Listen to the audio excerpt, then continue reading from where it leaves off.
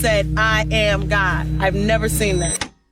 You're right. Jesus never says, I am G-O-D. Instead, in John 8:58, Jesus says, before Abraham was born, I am. The Jewish people who are listening pick up stones to stone him. Why? Because they understood. Yahweh, their name for God, I am who I am. Jesus applied it to himself, and they were going to stone him for blasphemy. And Jesus didn't say, time out, you misunderstood, drop your stones. No. Jesus stood by his claim. Remember, after Jesus rose from the dead, he appeared to the apostles, except for Thomas. The other apostles came up to Thomas and said, we saw Jesus risen from the dead. Thomas said, I refuse to believe unless I can see Jesus with my own eyes.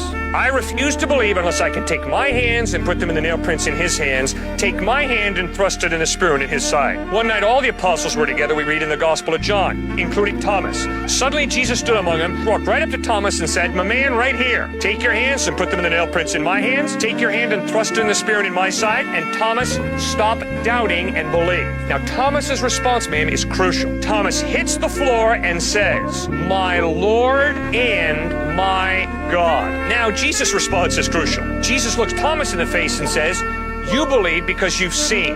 Blessed are those who will believe, even though they have not seen. In other words, by accepting the worship of Thomas, Jesus is obviously claiming to be God.